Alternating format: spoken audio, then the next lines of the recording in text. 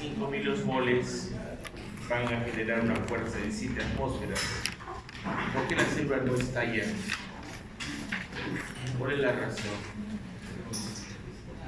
¿Se acuerdan que tenían como tarea esto?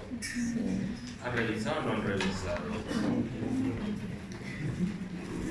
¿O están enamorados? El enamoramiento es bueno, es fisiología también.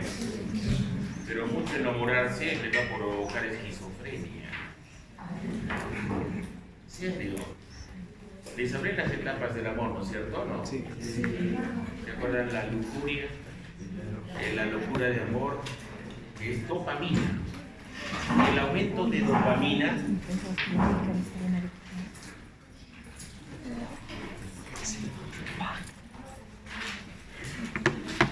provoca esquizofrenia. Con Z, esquizofrenia.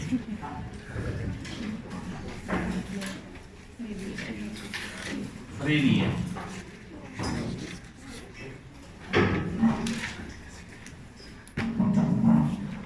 De tal manera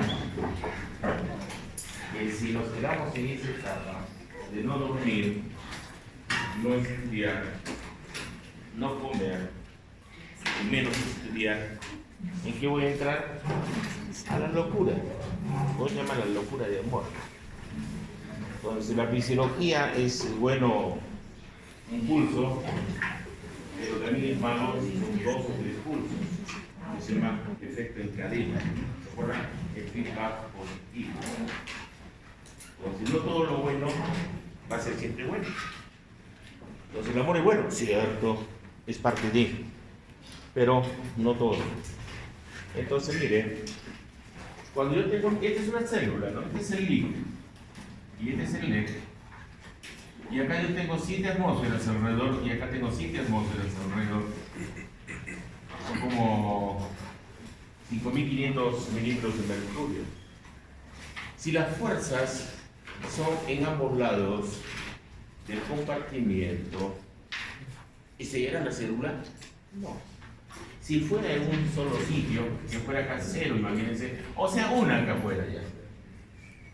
Ahí sí habría el estallido de la célula, pero como se da en ambos lados, entonces no pasa nada. ¿Me dejo entender o no? Y eso les explica Guyton y Gall, que entre los compartimentos la fuerza que se ejerce entre el eje y el eje son iguales, de tal manera que no va a estallar la célula. ¿Ya? Bueno, nos quedamos en esta imagen para hacer la explicación, salvo que hubieran alguna pregunta. Dígame nomás. Si hay preguntas, lo solucionamos inmediatamente. ¿Hasta ahí hay algo oscuro? Yo creo que no. Se entiende. Ahora hemos visto un transporte selectivo. ¿Los gases pasan con problema o sin problema? Sin problema, es pasivo totalmente. Los gases son apolares. La membrana es apolar por capa fosfolipídica. Misma interacción, ingresa sin ningún problema. ¿Alcohol cómo va con el alcohol? ¿Tiene problemas o no? Ninguno. Entonces ustedes sigan bien con Johnny Walker. El problema es el Red Bull. Ahí viene, pero no deben combinar eso. Si no van a estar como un ascensor. El alcohol inhibe y la cafeína estimula y están así. Y si fuman, peor. Tiene que haber un vice, no 2. No puede haber 2 vices. O no han hecho la prueba, el que fuma y toma al día siguiente cómo le duele la cabeza. Es una locura. Entonces nunca asociar el tabaquismo al alcohol. Y ahora siempre el alcohol lo han visto que provoca cáncer al pulmón. Es uno, porque provoca cáncer al estómago, cáncer al riñón, cáncer al testículo. Entonces, como cocarcinógeno, el fumar es muy dañino. ¿Ya? Y lo van a ver, dentro del curso yo les voy a decir, miren lo que hace. Ahí a ustedes se someten. Entonces, ya han visto, el agua tiene problemas, los azúcares, los osmolitos, tienen problemas, muchos problemas. Imagínense que consuman Coca-Cola. Y la Coca-Cola es glucosa más fructuosa. Pero es una molécula grande así. ¿Ingresa o no ingresa a través de la vida? No pasa. ¿Y cómo es un soluto? ¿Jala agua o no jala agua? Sí, jala agua. Entonces, razón por la cual que la gaseosa nos hidrata o nos deshidrata. Nos va a deshidratar. Nunca nos calma la sed. Nunca. Les va a dar más sed. Y lo que les gusta a ustedes es esto. El CO2, porque es carbonatado. Y toda gaseosa de ahí viene gaseosa, tiene gas. ¿Cuál es el gas? CO2. ¿No han visto ustedes cuando abren una Coca-Cola o cualquier gaseosa y hace un siseo? ¿Qué está escapando? El CO2, gas, el CO2. Quiere decir que esa gaseosa la han embotellado a una mayor presión que la atmosférica. Y cuando le igualan a la atmosférica, escapa. ¿Lo ven o no lo ven? No lo ven. Si ustedes quieren ver el oxígeno acá, ¿ven el oxígeno o no ven el oxígeno? No, el nitrógeno tampoco. ¿Ya? Pero no me podrían escuchar ustedes, no podríamos comunicarnos si no hay esos gases.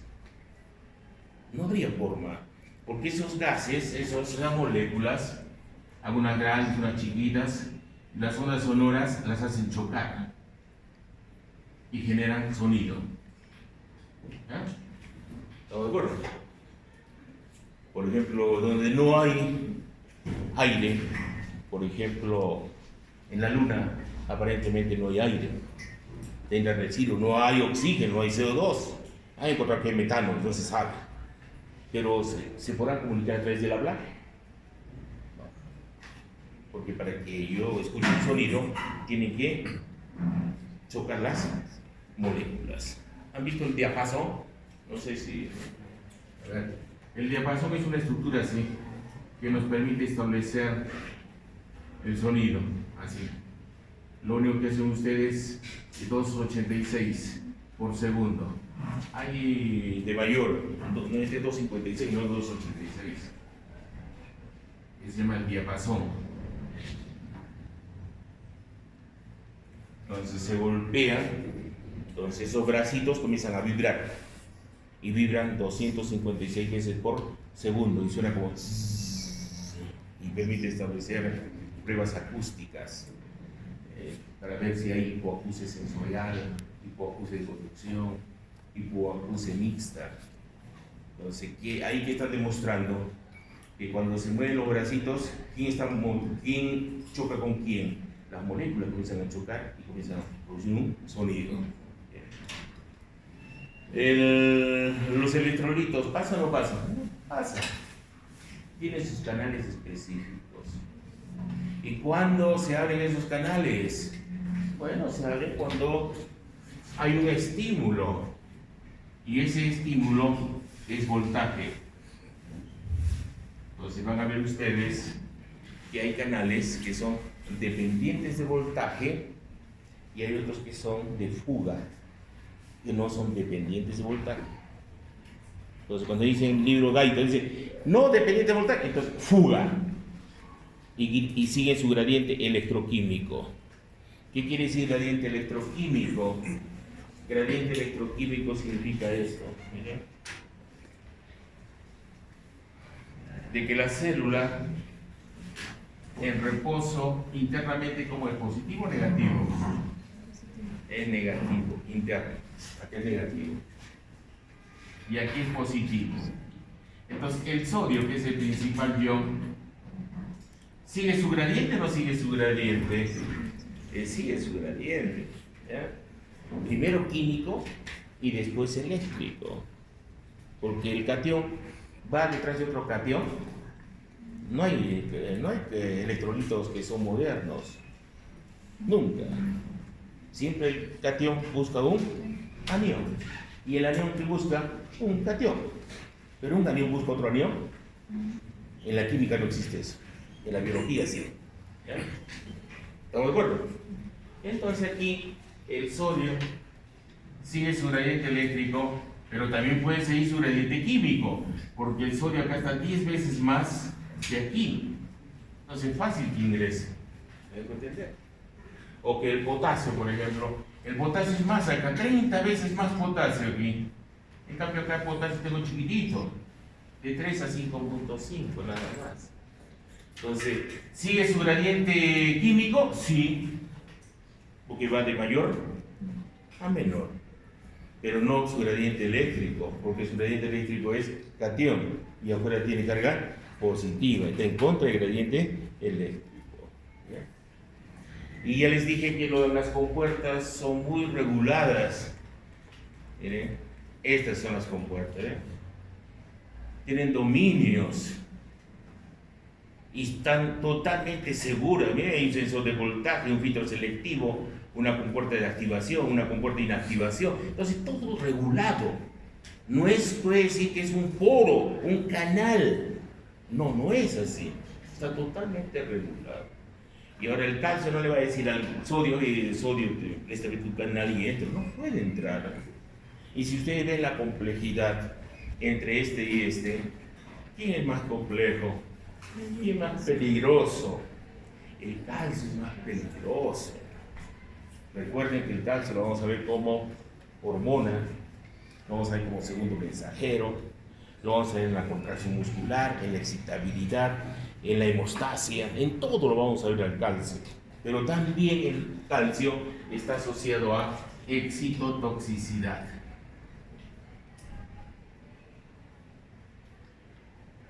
De tal manera, cuando ella se ve, se libera calcio. ¿Ya? Ahora no quiero hacerles un ensayo, sino voy a hacer desmayar y relajar el filo. ¿O quieren hacer eso? Si quieren. Sino que quiero avanzar. Si me da tiempo les hago, ¿ya? Es cambiarles el pH. El pH de la sangre es 7,4 más menos 0,05. Entonces yo los llevo a 7,45 y en 7,45 yo tengo una alcalosis respiratoria y se da un fenómeno importante en el cual hay una vasoconstricción cerebral, menos percusión cerebral y ustedes se van a desmayar, van a tener el reflejo de Bessol-Harish. Pero me conviene tenerlos hábiles hoy día para completar membranas. Después les hago eso. Regresamos entonces, aquí nos quedamos, aquí. ¿Cómo se comunican las células? Hay diferentes formas de comunicar. Uno, existe lo que se llama el primer mensajero. ¿Y quién es el primer mensajero? Un neurotransmisor, una hormona o un factor de crecimiento. Entonces, los neurotransmisores, su propio nombre lo dice, son los que nos van a permitir cambiar nuestra conducta. Por ejemplo, hay personas negociadoras.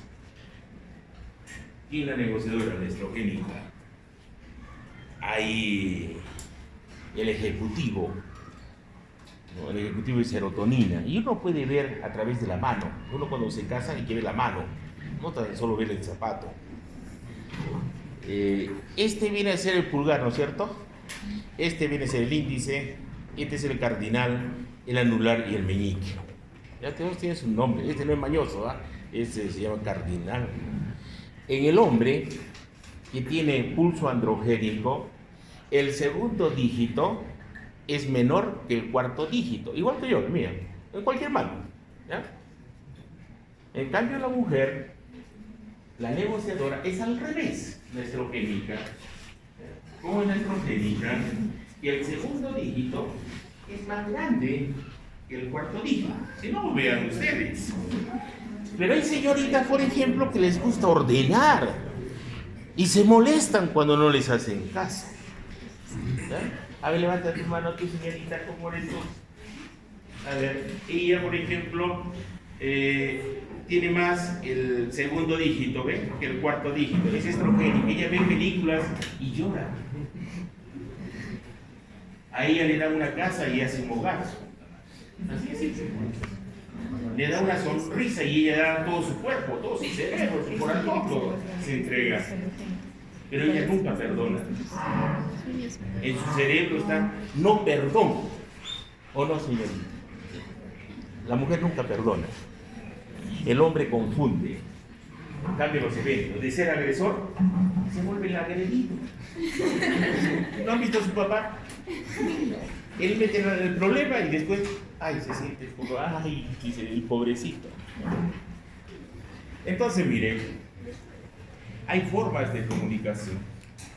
Hay alumnos, por ejemplo, que les gusta, como dice, hay unos, esos que se deslizan, ¿cómo se llaman? Los skate, ¿no? Ahí debajo de la marina. Esos son los que les gusta siempre están en la línea de fuego. Esos son los temerarios. Su punto de ellos, su gusto es dopamina. Pura dopamina son esos alumnos. En cambio, el que tiene serotonina es el tranquilo, es el ejecutador. Y el hombre, el androgénico, es cuando es el que le gusta mandar. ¿Ya? Y la negociadora siempre es la mujer. ¿Ya? ¿Sí o no, señorita? Sí, negocian ustedes. Son espectaculares. El único problema con es que no perdonan. ¿Y por qué no perdonan? Porque cada día que despiertan, se ven al espejo y ya se dicen, tengo conflicto con mi hermana, tengo conflicto con mi papá, con la trampa y con tal alumno. ¿Sí, no? Y todos los días hacen su rememoranza en fracción de segundos. ¿Sí? ¿Cuándo van a olvidar? Nunca. En cambio el hombre ni se acuerda. ¿Sí? Se olvida ahí a propósito. Bueno. Y existen estos primeros mensajeros que actúan sobre un canal, ¿ya? Que se llama canal ligando y permite el influjo o el flujo de un determinado yo. ¿Ya? Por ejemplo, si yo tengo acetilcolina, entonces voy a producir el influjo de sodio en célula muscular esquelética. ¿Para qué? Para producir una despolarización. ¿No? Ese es el mecanismo. Pero no siempre es así. Por ejemplo, por decir, voy a actuar con, ahí está, el pepeo, ¿ya? Clonazepam.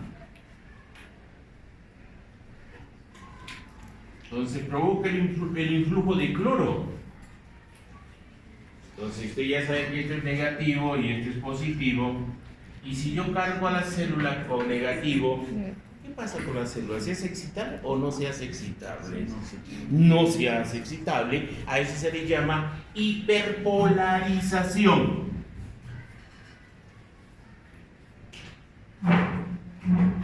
Por ejemplo, cuando van ustedes al odontólogo, ellos utilizan un anestésico que es derivado de la cocaína, ravocaína, lidocaína, cualquiera. Y han visto cuando salen del odontólogo no sienten la lengua se les pone dura y se les cae el labio, quieren besar y ¿dónde está mi labio? Lo arreglan. ¿Por qué? Porque lo que están provocando es anestesia. Sí, anestesia, sensibilidad. Están bloqueando. ¿Y cómo lo bloquean? Por hiperpolarización. ¿Bien? Ese es el mecanismo. Ahora, hay otros mecanismos que es a través de ligandos. En este caso está asociado a una enzima y frecuentemente esa enzima es la tirosina quinasa. Y hay dos tipos, la intrínseca y la extrínseca. La intrínseca está referido a la insulina, al IGF, por ejemplo, y algunos factores de crecimiento.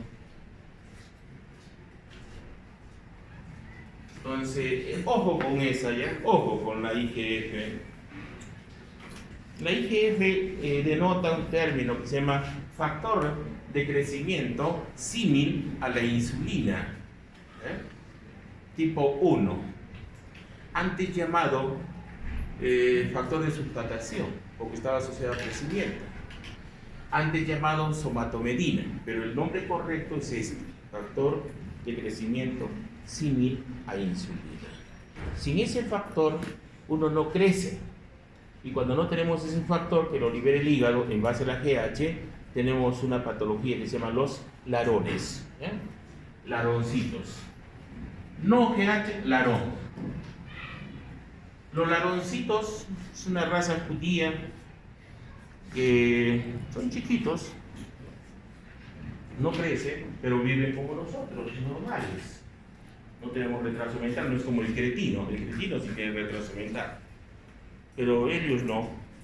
Y aquí en Loja, en Ecuador, hay una comunidad de laroncitos. ¿Dónde está lo espectacular?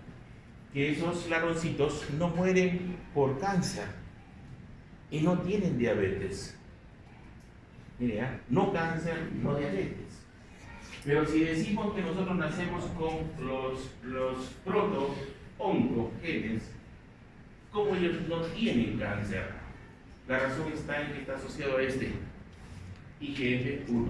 No lo tienen, no crecen, pero son sanitos, mueren de viejitos. ¿Ya? Eso lo van a ver en endocrinología, pero me permite explicarles cómo actúan. Entonces aquí este mecanismo de tirosina quinasa dependiente es intrínseco para la insulina y para la IGF. ¿Ya? Este modelito, ¿ven? Que nos dice que la insulina actúa sobre su receptor y tiene 4 proteínas, 2 alfa, 2 beta asociados con puentes disulfuro, y donde actúa la insulina son las cadenas alfa, y cuando se une el cambio conformacional y produce la autofosforilación, eso es importante, y les pregunta el examen, provoca autofosforilación de los residuos de tirosina y permiten activar a la IP3 y a las MAC. IP3, K y las MAC. ¿Qué son las IP3K? ¿Qué es el IP3 quinasa? Eso está asociado al metabolismo.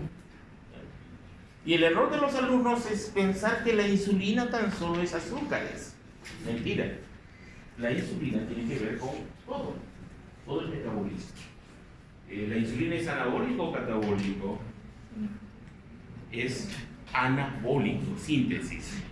Entonces quiere decir que estimula el anabolismo glucídico, estimula el anabolismo lipídico y proteico, pero esto mediado a través de los MAC, de los IP3, inositol trifosfato quinasa.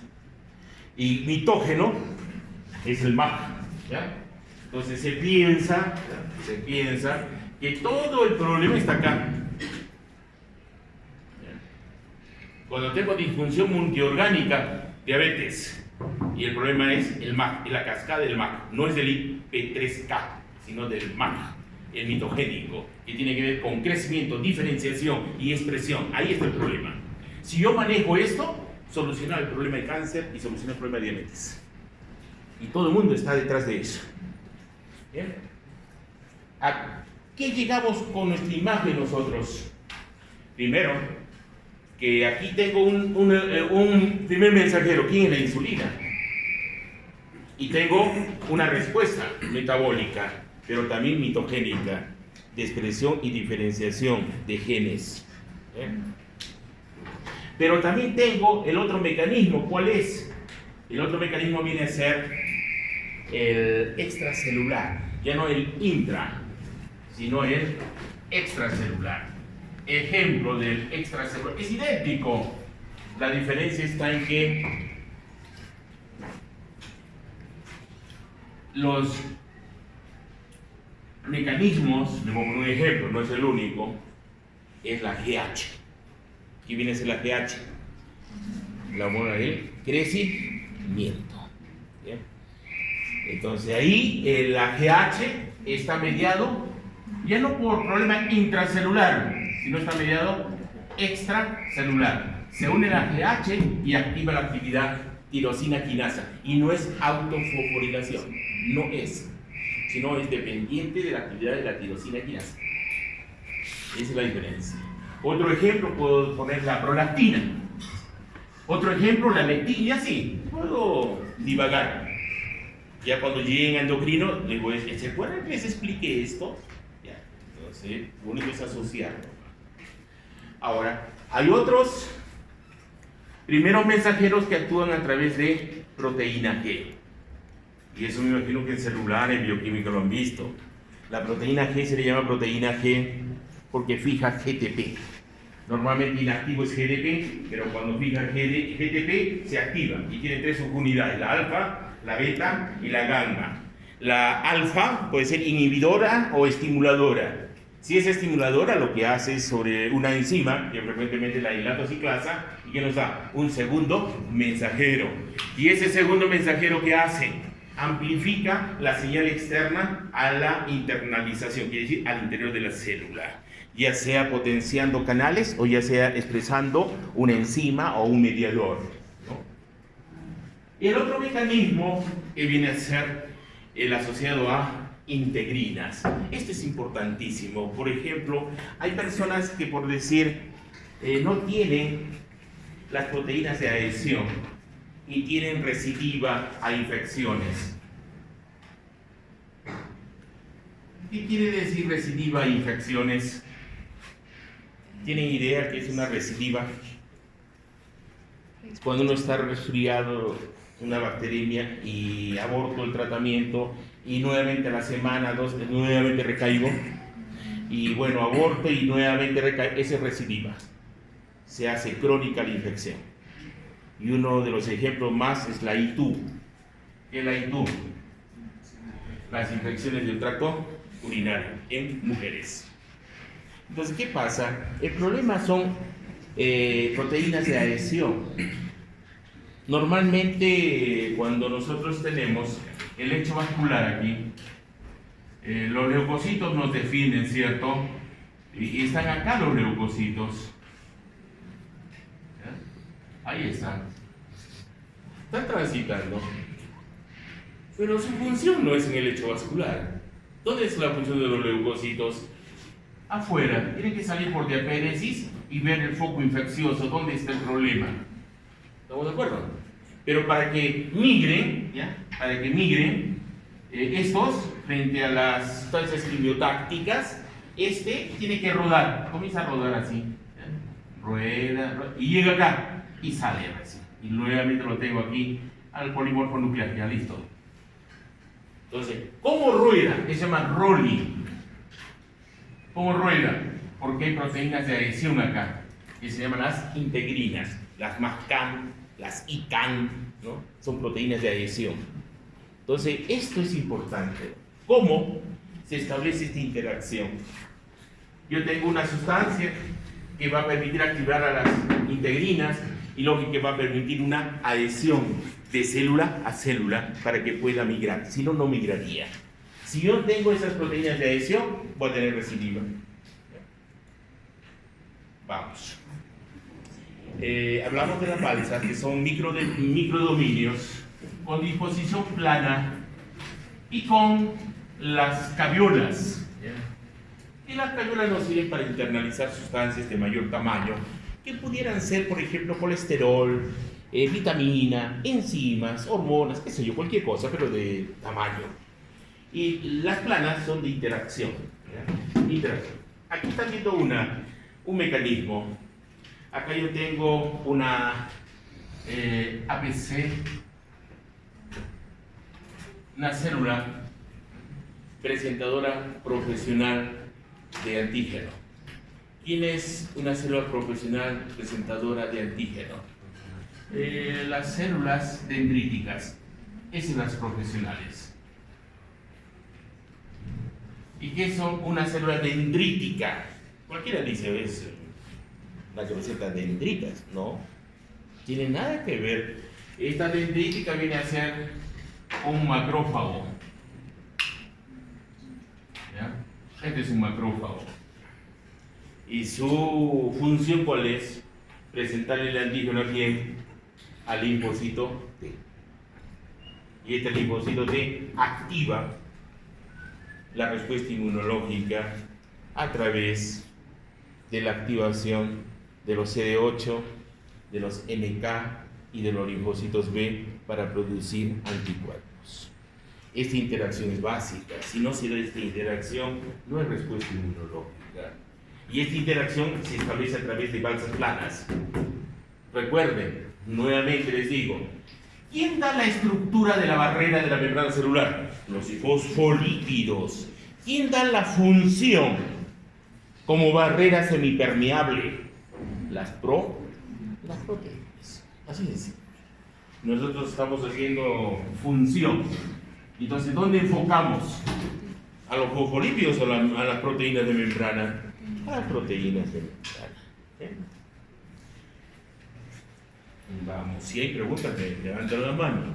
El reconocimiento. Es importante el reconocimiento. Normalmente nosotros tenemos un mecanismo de defensa que tiene que ver con el sistema inmunológico y ellos están alertas cuando entra algún antígeno, y un antígeno que viene a ser toda sustancia extraña de elevado peso molecular. Eso viene a ser un antígeno. Y hay momentos en los cuales no reconocen nuestras propias células y estamos frente a una enfermedad autoinmune. Quiere decir, al no reconocerlas, ¿qué hace el sistema inmunológico? Si su chip es fagocitar y eliminar, lo que va a hacer es eliminar lo bueno. Esas son las autoinmunes. Y hay un problema tremendo ahí. El tratamiento es bien complejo, porque manejar el sistema inmunológico es bastante difícil. ¿Y quién tiene más riesgo de enfermedades autoinmunes? ¿El hombre o la mujer? La jefa. La mujer es la que tiene más. Y eso está en función a las gonadotrofinas. Su FSH, LH baja, sube, baja. Bueno, algo por un paréntesis. Hay alumnos que en los seminarios piensan que van a hacer algo invasivo, ¿no? Aquí le ha tocado, por ejemplo, un médico, un doctor me ha dicho, ¿cómo le pides esto, no? Pero yo no les he pedido de que ustedes administren estrógenos a sus compañeros, hoy les he dicho eso. No les he dicho eso, menos les he dicho que les administren a los hombres andrógenos, testosterona. No quiero que me inyecten sangre. Va a ser Arnold Schwarzenegger, grande, puro músculo, pero no quiero que me inyecten sangre. Entonces, ahí hay errores, Tampoco les he pedido que vayan a los laboratorios de afuera, en particular, para que hagan hemogramas. Yo no les he pedido eso, por si acaso. Cuando es sangre, todo es acá con los alumnos, excepto cuando es invasivo, ya hay ratas. Pero creo que de seminarios habrá uno o dos. Antes sí trabajábamos con bastantes ratas, hasta que se quejó la coordinadora de ratas, la doctora Zambrano. Sí, no. Bueno, entonces el alumno es el que es el protagonista. Entonces, si yo quiero ver la variabilidad de la temperatura corporal por efecto de los estrógenos, quiere decir que yo no le voy a administrar estrógenos a la mujer. Lo único que voy a hacer es seleccionar a las señoritas y ver su ciclo menstrual o sexual, es lo mismo. El primer día de la menstruación es el inicio de su ciclo, ¿ya? Y ya hay reclutamiento folicular, es parte de la folicular, y la folicular también se llama estrogénica. Entonces los estrógenos van aumentando así. Cuando aumentan los estrógenos, en la mitad, el aumento de estrógenos trae como consecuencia el pico de LH. Y la mujer ovula. ¿Y quién aumenta acá? Acá comienza a bajar, lógicamente. Y comienza a aumentar aquí. Posovulatorio, aumenta la progesterona. Entonces, lo único que yo necesito es saber cuántos días la señorita menstrua. Y lo normal va de 22 a 35 días. ¿Ya? Nada más 22 a 35. Entonces, ¿qué quiere decir esto? Que no todas son de 28. Si son cíclicas, son normales. Hay mujeres de 22 días y es normalísima. Pero hay otras de 35, es normal. El problema es cuando tiene oligomenorrea. Oligo poco menos rea flujo menstrual. Es la mujer festiva. Ahora en marzo menstrua 30 días, después se va hasta julio, fiestas patrias, de ahí año nuevo y así. Ese es oligo. Normalmente la mujer debe menstruar de 12 a 15 veces por año. ¿Bien? Si no tiene alguna alteración, y esto se asocia a esterilidad también, que nadie predice cuando ovula. Y todas las mujeres estudiantes de universidad tienen alteración, siempre tienen alteración, pero no es de preocuparse, porque cuando tengan su bebito se vuelven relojitos, ¿ya? Se vuelven totalmente cíclicas, pero tienen que tener su bebito. Ahora, si quiero ver el efecto de la temperatura, entonces van a ver este gráfico. Acá comienza así, miren, este es el ciclo, comienza así y aumenta la temperatura acá en 1 o 1.5 grados y cuando va a menstruar baja. Entonces ahí están demostrando que la progesterona es la hormona termogénica y la mujer siente ese aumento de temperatura cuando ovula, pero es posovulatorio y no es por estrógenos, sino es por progesterona.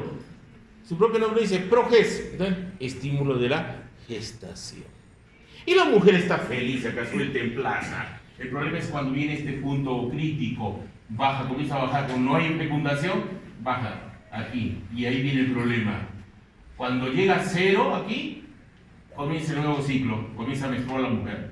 3 a 5 días. ¿Ya? 3 a 5 días y de 3 a 5 toallitas higiénicas, no plenitud. ¿Ya? ¿Por qué? Porque cada toallita higiénica son de 8 mililitros de almacenamiento de volumen. Hay de 6 a 8. Entonces fácilmente podemos ver cuando hay una hipomenorrea y cuando hay una hipermenorrea. ¿Ya? Mi delegada, por ejemplo. ¿Cuántos días menstruas? Depende. Depende de qué, señor. Me está complicando el ejemplo. Es que a veces he llegado a menstruar 7 días y No, otros promedio, 3. Roma, dime, promedio. Sí, 5. Ya, 5 días.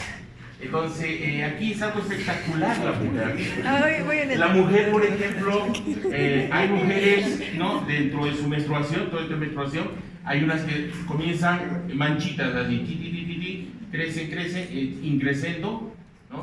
Unas se mantienen así y otras bajan. Hay otras que marea roja acá, y de ahí bajan, así, y después manchitas por acá. Y hay otras locas así, y otras por acá. ¿Listo?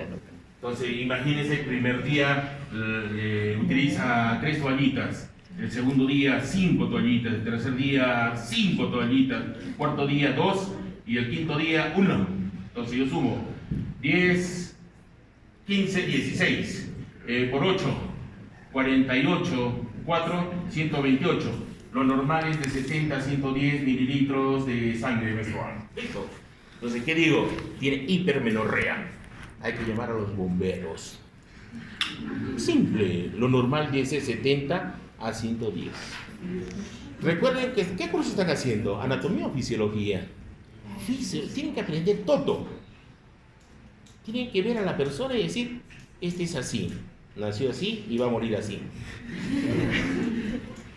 ¿Ya? Con la fisiología van a aprender todo. Van a aprender a matar también. ¿Han visto a la suegra? Con cariño, ¿qué le lleva? Platanitos. Se porta mal, Coca-Cola. Como no sabe que va a desmineralizarlo el tejido óseo, consume más. Bueno, entonces, por si acaso, no he pedido tampoco que vayan al laboratorio, que se saquen sangre y les hagan hemograma. Nunca. No sé de dónde, y me echan la culpa. A mí yo no pedí, ¿ves? Alguna vez les he dicho eso. Lo que les he dicho sí es que tienen que ser volúmenes corpusculares, ya sea por efecto de hierro, por ejemplo, o volúmenes corpusculares en el ciclo menstrual. Ya solo sacar de sangre. ¿Y qué hago con los volúmenes corpusculares? Hay una triada funcional acá.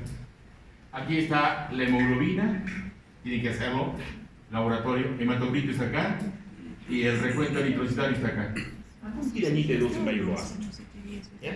Pero tienen que transitar en prácticas en la fase 2. Las profesoras les van a enseñar esto. Una vez que ya aprende, usted solito lo hace. Tampoco de la noche a la mañana van a aprender. Entonces, la primera práctica es esa, de fase 2, eritrón.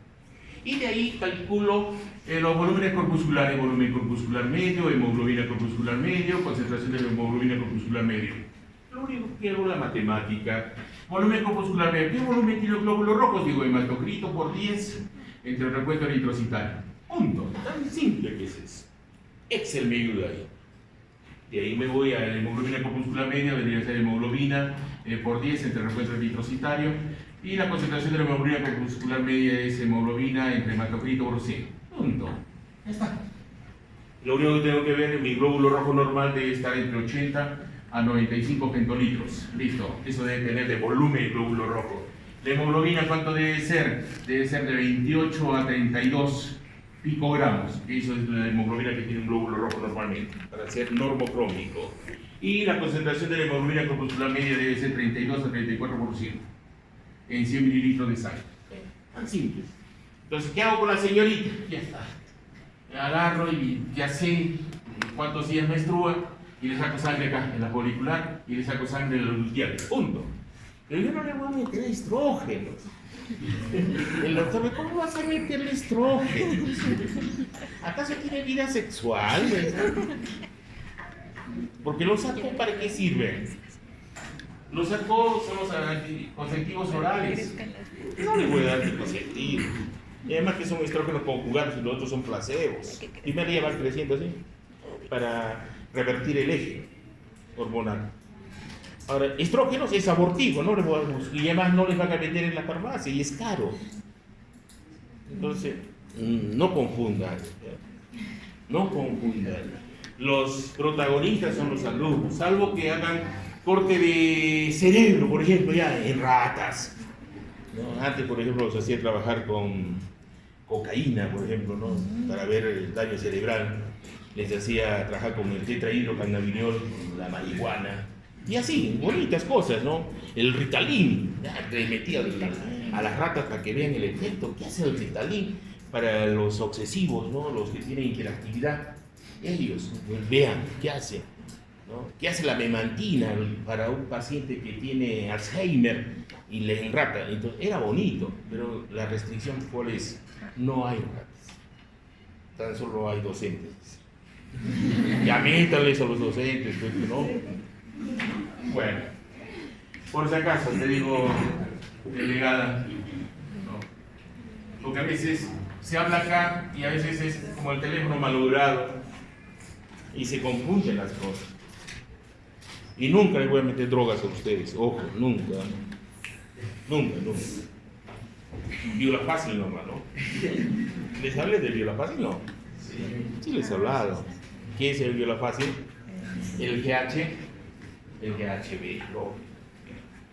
Bueno, CD. Hoy me entretengo en otras cosas, vamos en clase. Bueno, ¿qué son los CD? Son las etiquetas que tienen las células para reconocer lo propio de lo extraño. ¿Ya? Son los clústeres de diferenciación. Las células anucleadas, que son los glóbulos rojos, tienen lo que se llaman los grupos sanguíneos. ¿Ya? Epitope de los grupos sanguíneos.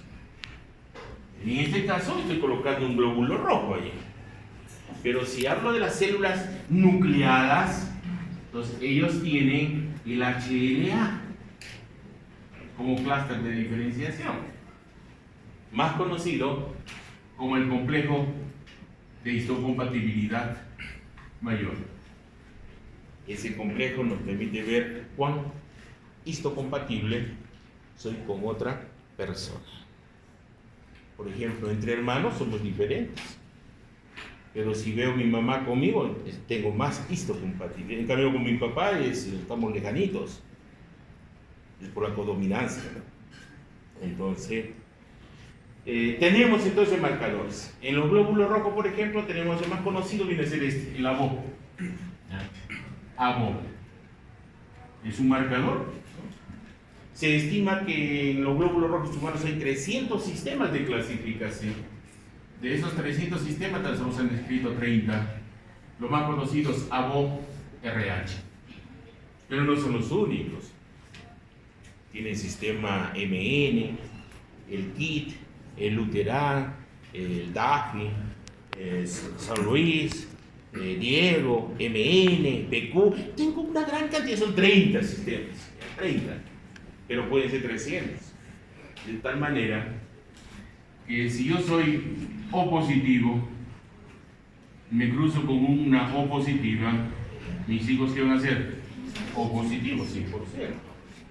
No hay que recibir sangre ajena, he hecho una transfusión cuando nací y aparecí A. Es una locura. La sangre cambia, es un turnover, se metaboliza. Y quien produce la sangre es la médula ósea, salvo que me hagan trasplante de todas mis médulas óseas. Eso es imposible. Entonces nunca puede aparecer un A ni un B si no vean al padrino. Sáquenle sangre. Muy cariñoso, ¿para qué viene Navidad? Hay algo ahí, hay un interés. Entonces, les dije que la membrana es todo en la célula. Es como el cerebro para lo que es sistemas, el neuroendocrino para el sistema. Para la célula, ¿quién es?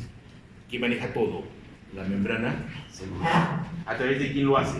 A través de las balsas lipídicas. Y funcionalmente, ¿de qué depende mi barrera? ¿De proteínas o de la bicapa fosfolipídica? De las proteínas, porque nos permite reconocer lo propio y lo extraño, comunicarse, internalizarse, sacar las sustancias del interior hacia afuera. ¿Cómo se descubre esto de los canales iónicos? Entonces, acá hay dos señores que recibieron el premio Nobel, Neher y Salma, alemanes, que hicieron algo interesantísimo, pero para la época era algo maravilloso, porque no se conocía nada de esto. Desde Galvani, siglo XVII-XVIII, 1770, mucho tiempo Galvani, por casualidad su ayudante estaba disecando una rana, y como él trabajaba con electricidad, y bueno, esa rana que está disecada saltó, igual que van a hacer la práctica ustedes de neuromuscular. Saltó, pero si está muerta, ¿cómo saltó? Entonces él habló del fluido eléctrico que todo ser vivo tiene. Pero no sabía bien el siglo XVII. Hemos esperado hasta el año 1992 para establecer esto. De que nosotros dependemos de qué? De los electrolitos. ¿Qué es un electrolito? Sustancia que tiene carga eléctrica. Punto. ¿Y qué hicieron estos señores? Algo maravilloso, agarraron una paseo y la elongaron al calor para tener una abertura de diámetro de 0,5 a 1 micra. ¿Saben qué es una micra, no? La milésima de 1 milímetro. ¿Saben qué es 1 milímetro, no es cierto? Ya. Mucho les digo yo. Entonces, ¿qué hicieron ellos? El Pashklan. ¿Qué es eso en español? Pinchar. ¿Ya? Pinchar. Es como decir sacar un sacobocado, ¿no? Yo tengo mi membrana acá y voy a hacer un pinchamiento. ¿Y qué me llevaba de ese pinchamiento? Canales. Y esos canales comenzaron a ver con cambios, con electrodos, diferentes medios internos y externos. Y después comenzaron a trabajar con cobre, después con plata, y después con oro, bueno, etcétera, para ver conductividad eléctrica. Y lo hicieron en células de gastrocnemio de rana. Ustedes van a trabajar con gastrocnemio también en prácticas. Entonces, ¿qué vieron? Lo que están viendo ahí, por ejemplo, es el influjo de sodio y la salida de potasio. Si entra entra sodio, se despolariza. Si sale potasio, se repolariza. Así de simple. ¿Y quien reordena todo, quién es? La ATPasa, sodio, potasio. El sodio que entró, lo saco, 3. Y el potasio que salió, lo meto, 2. 3 por 2. Al final siempre, si es 3 positivos, 2 positivos que meto, siempre el balance es negativo. Y logro obtener un potencial de membrana negativo en la célula. ¿Okay? Ya vieron esto, esta es la coporina, Y bueno, las canalopatías están asociadas a muchas enfermedades.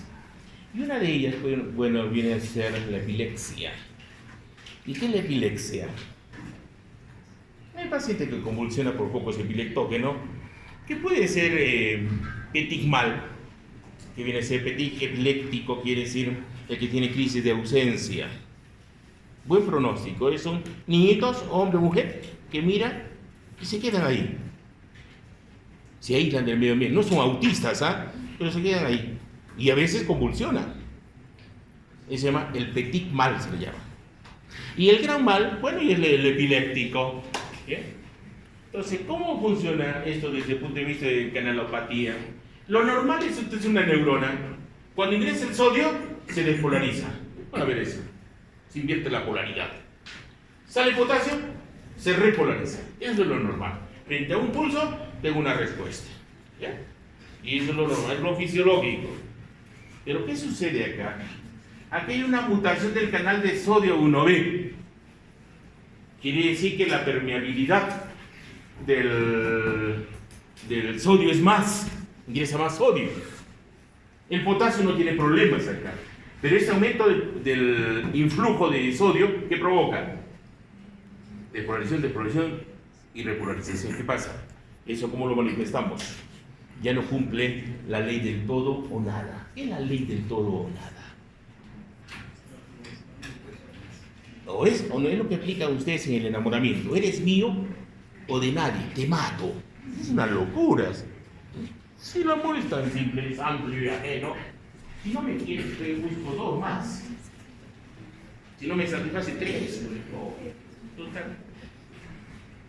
Entonces, la fisiología funciona con códigos. Vivo, muerto. No puede estar medianamente vivo. O puede estar medianamente vivo. No. La señorita no puede estar medianamente embarazada, o un poquito, no es bonsai. No puede ser. O es o no es. Entonces, ¿aquí qué está pasando? Que falló la ley del todo o nada. Aumenta la permeabilidad del sodio y comienza a haber focos epileptógenos que se traducen con convulsiones tónicas y clónicas. Tónicas, que quiere decir espasmos que se quedan contraídos, y clónicas, espasmos más relajación. El problema es lo único que se muerde la lengua. Es lo único que cuidar. El evento no puede hacer nada. Lo único que es que no se muerda la lengua. Nada más. Y cuando el paciente se recupera, ni se acuerda del evento. ¿Ya? Ni se acuerda. Bueno, pero ven acá, es por una canalopatía. Y antes se pensaba, por ejemplo, que eran problemas de parásitos, de tumores. Existe, sí, el riesgo de un parásito cerebral o un tumor o una calcitis puede provocar, pero más está asociado a canalopatías. Mutación del canal de potasio. Miren, sodio no hay ningún problema, pero ahora el problema es el potasio. Ya sea en el Q2 o Q3, ahí está el problema. Entonces, ¿qué sucede? Ingresa el sodio, pero no sale el potasio. El potasio debe salir, ¿para qué? Para recuperar el potencial de membrana. Y como se queda dentro, carga positiva, se produce focos epileptógenos y, lógicamente, convulsiones. El tipo de transporte pueden ser de la isquemia incubispática. Parece un ratito.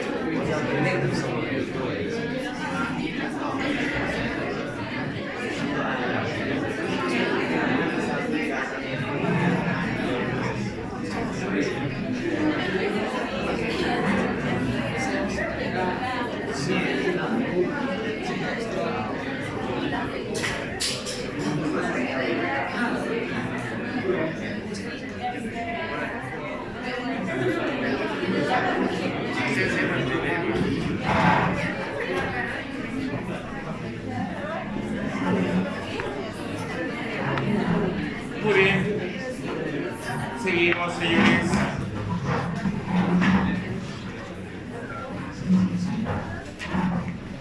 Para el transporte tenemos pasivos y activos. ¿Ya? El transporte más simple viene a ser el pasivo, la difusión. No depende de energía y tan solo va a depender de gradiente químico y algunas veces eléctrico. ¿Bien? Pero puede haber una difusión que utiliza un carrier, que viene a ser una proteína al final, que facilita el transporte de esa sustancia. Pero tiene un problema ese carrier. Como es proteína, ¿se satura o no se satura? Se satura. ¿Se acuerdan los modelos de Michael Smenten, Erin Hosty, Lina Weber, en bioquímica? Enzima sustrato, ¿se acuerdan? Entonces se saturaba ese complejo y perdía la linealidad y se hacía una orden cero, ¿se acuerdan? Era una hipérbole rectangular y encontraba lo que se llama la KM, ¿se acuerdan? La constante de Michaelis-Menten. Igual aquí funciona, miren. Yo tengo difusión facilitada, entonces tengo acá con un ligando, el ligando viene a ser cualquier neurotransmisor, se une a su receptor y miren, pierde la linealidad.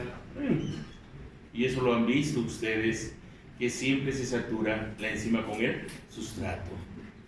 No es una orden así, que sea siempre que suba.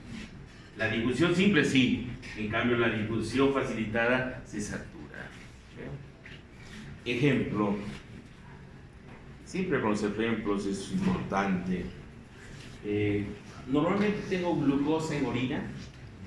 Nunca debo tener glucosa en orina. Esa glucosa en orina se llama glucosuria, ¿ya? Y normalmente es 70-110 en plasma, ¿ya? Y no debe haber en orina glucosa. ¿Saben cuándo hay glucosa en orina? Cuando supero el umbral de glucosa, y el umbral de glucosa es 200 miligramos por decilitro. Quiere decir que el diabético, ¿cuándo tiene glucosuria? Cuando ha duplicado la concentración de glucosa.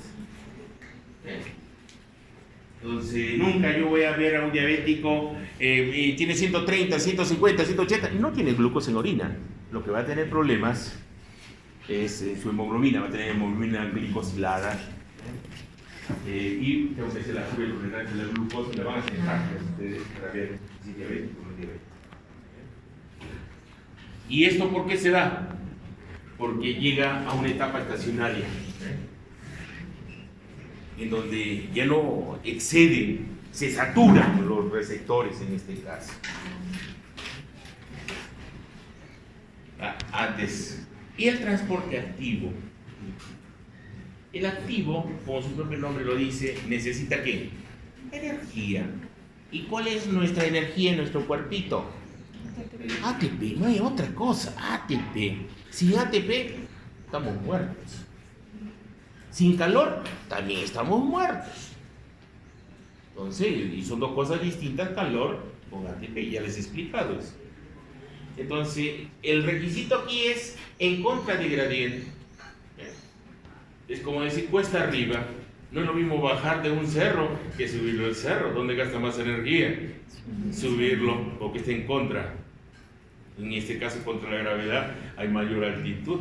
Me canso más y me puedo morir en la subida.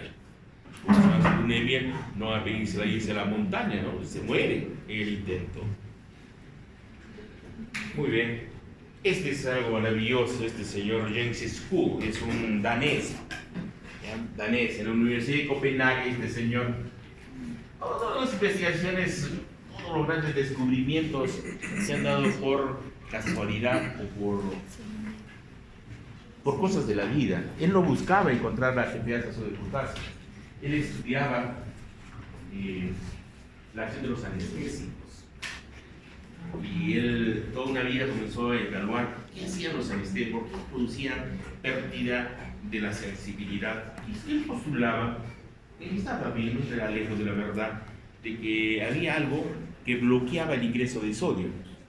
Si no ingresa sodio, ¿se puede despolarizar la célula? No se despolariza.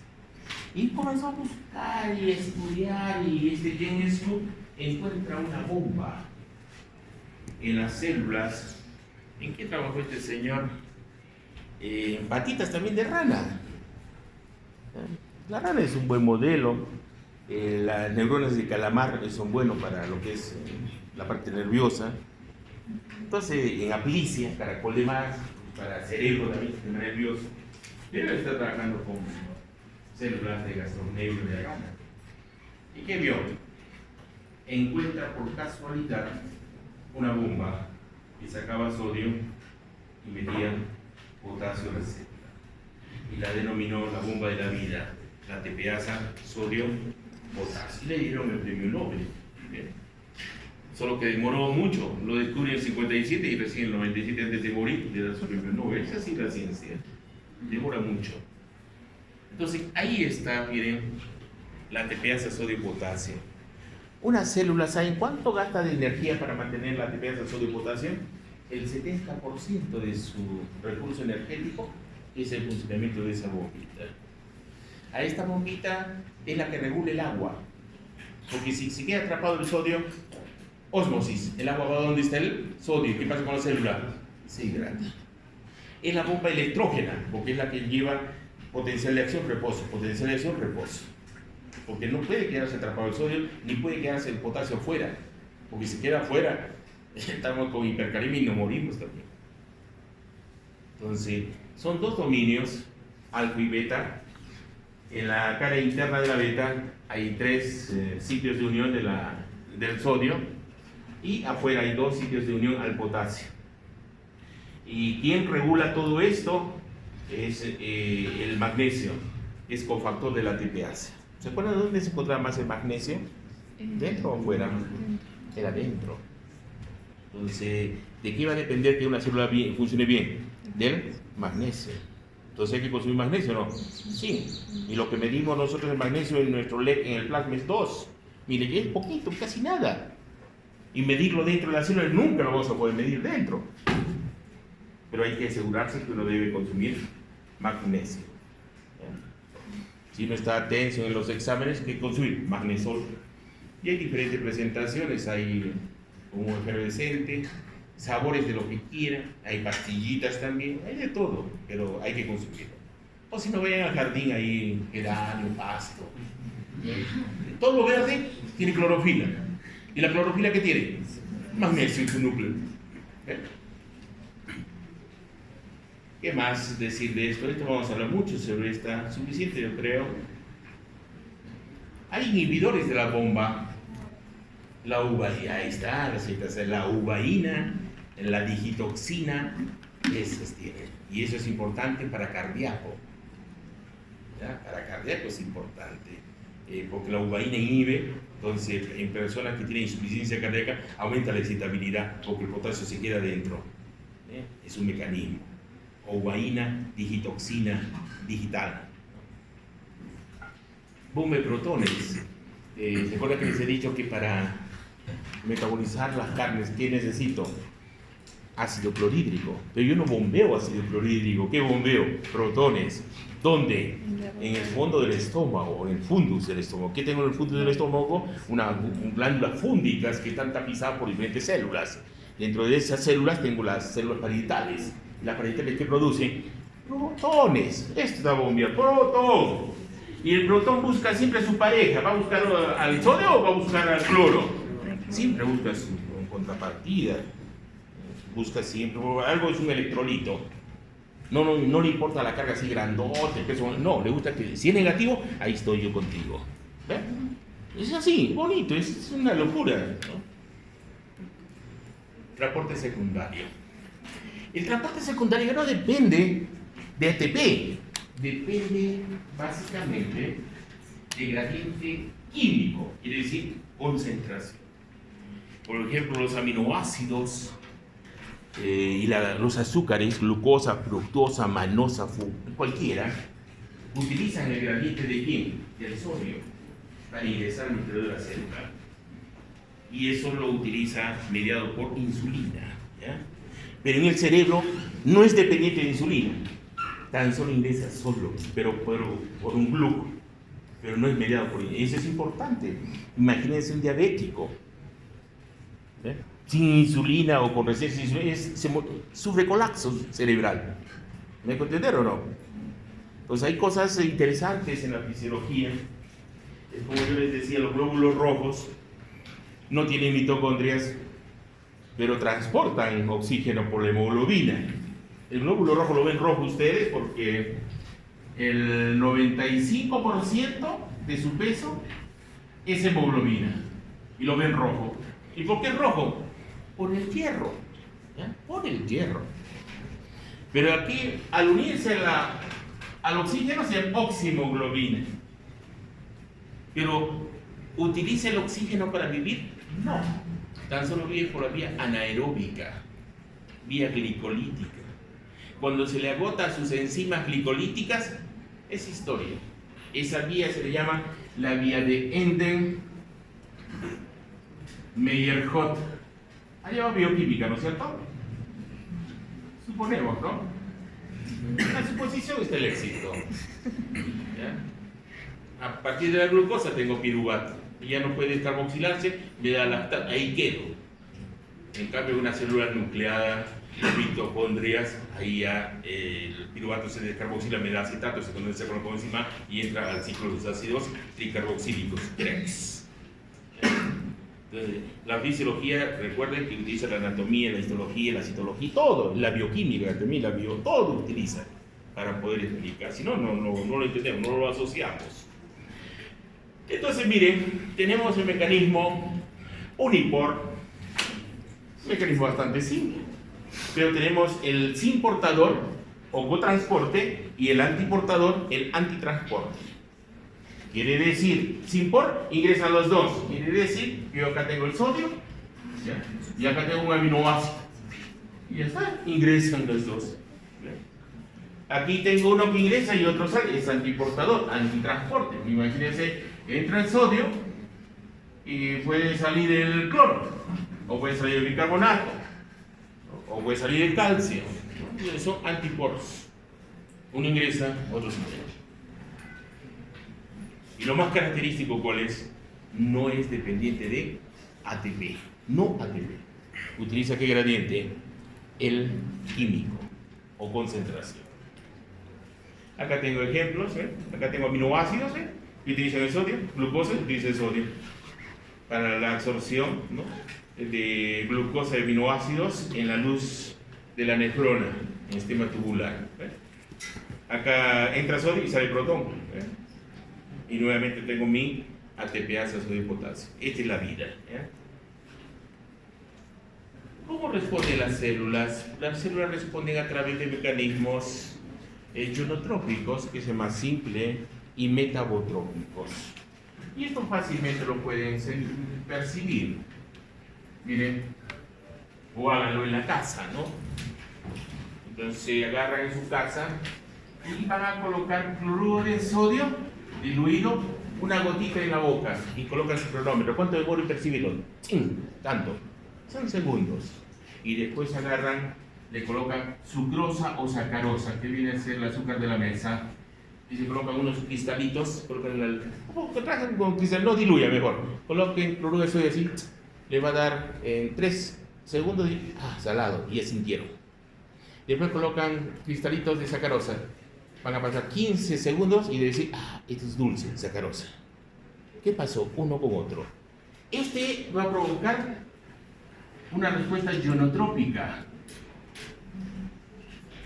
En cambio, este es metabotrópica. Metabotrópica. Listo. Entonces, ¿cuál es más rápida? ¿Cuál es más rápida?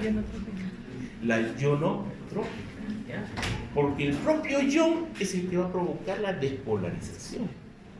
En cambio, en la metabotrópica tengo que actuar sobre una proteína G activar la linatociclasa, en el caso de la sacarosa, y formar un segundo mensajero que viene a ser el AMP cíclico, para el caso de la sacarosa, estoy hablando, no estoy hablando de otra cosa, y ese AMP cíclico va a procesar una respuesta metabólica celular.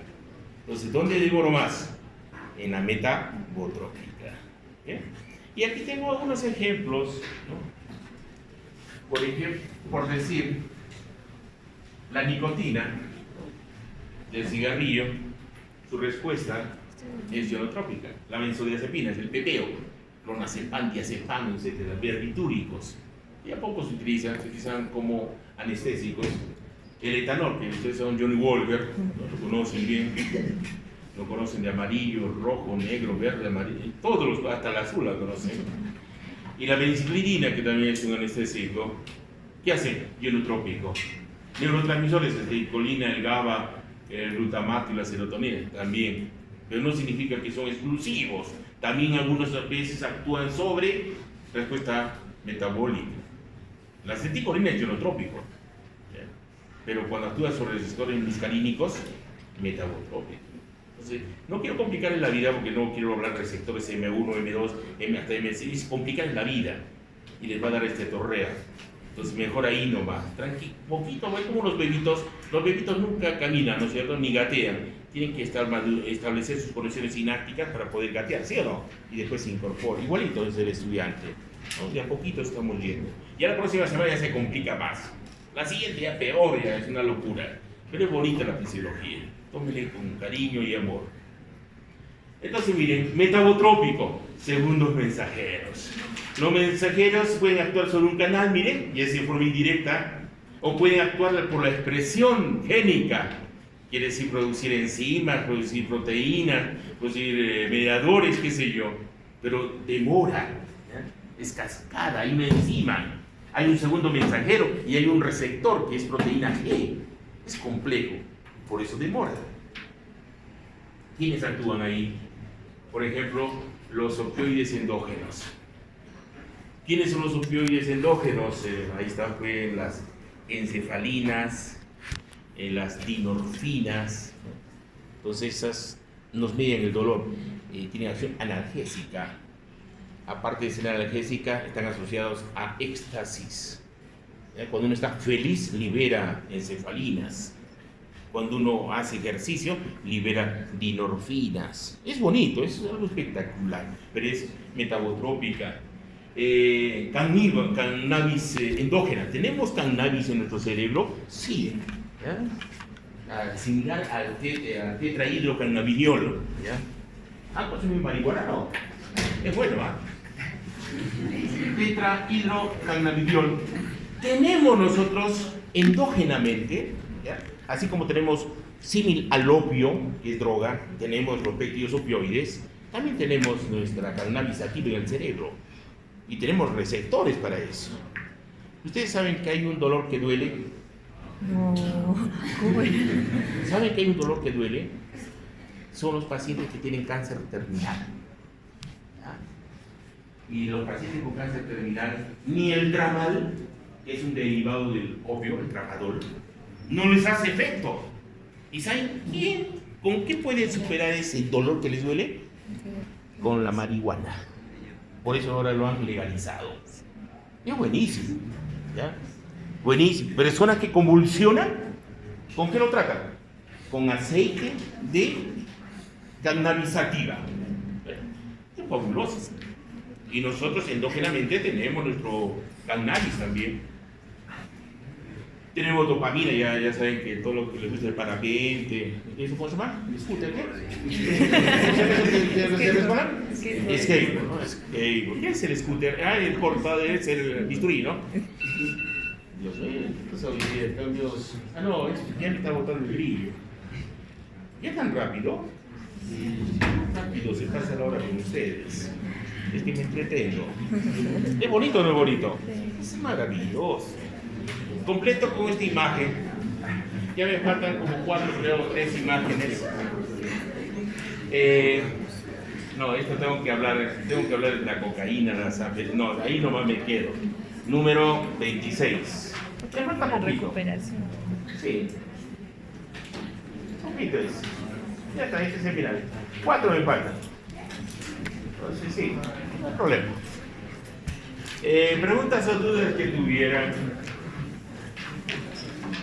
Tarea para la próxima clase. Revisen sobre el síndrome de la serotonina. Prozac. La nueva droga del siglo XXI es el Prozac. ¿Ya? ¿Y qué es el Prozac?